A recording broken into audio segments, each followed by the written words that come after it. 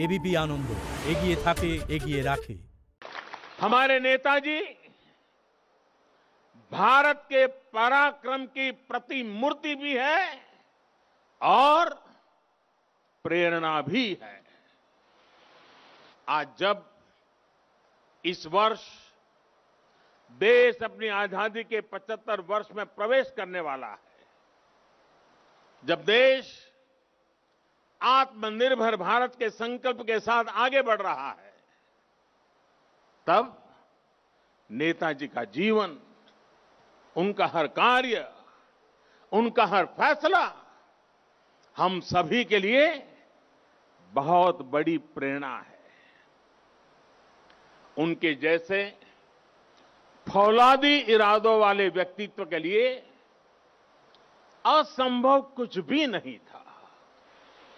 उन्होंने विदेश में जाकर देश से बाहर रहने वाले भारतीयों की चेतना को झकझोरा।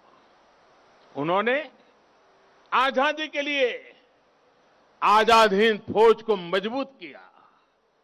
उन्होंने पूरे देश से हर जाति, पंथ, हर क्षेत्र के लोगों को देश का सैनिक बनाया। उस दौर में जब दुनिया महिलाओं के सामान्य अधिकारों पर ही चर्चा कर रही थी, नेताजी ने रानी झांसी रेजिमेंट बनाकर महिलाओं को अपने साथ जोड़ा। उन्होंने फौज के सैनिकों को आधुनिक युद्ध के लिए ट्रेनिंग दी।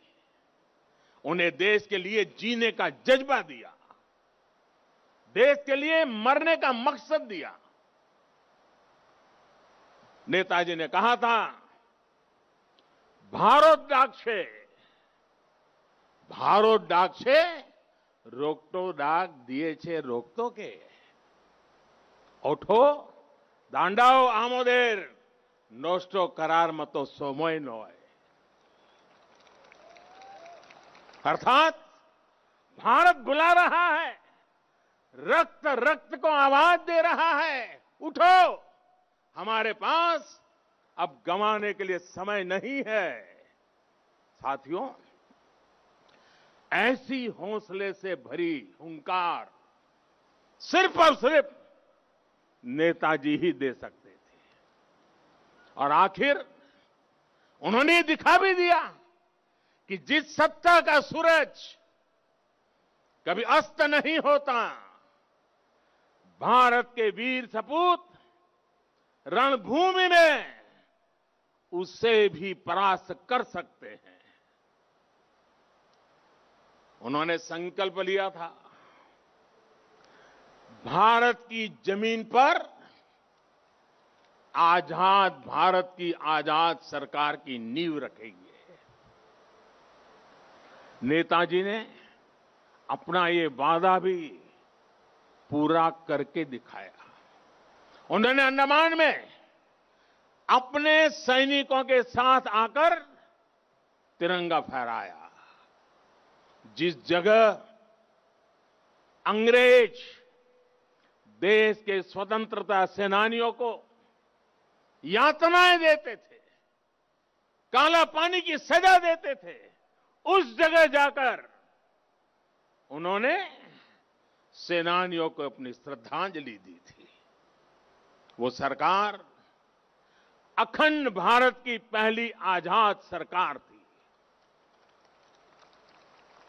नेताजी अखंड भारत की आजाद हिंद सरकार के पहले मुखिया थे। और ये मेरा सौभाग्य है कि आजादी की उस पहली झलक को सुरक्षित रखने के लिए 2018 में हमने अंडमान के उस द्वीप का नाम नेताजी सुभाष चंद्र बोस द्वीप रखा। देश की भावना को समझते हुए नेताजी से जुड़ी फाइलें भी हमारी सरकार ने सार्वजनिक की। ये हमारी ही सरकार का सौभाग्य रहा जो 26 जनवरी की परेड के दौरान आईएनए वेटरन्स परेड में शामिल हुए थे। आज यहां इस कार्यक्रम में आजाद हिंद फौज में रहे देश के वीर बेटे और बेटी भी उपस्थित है।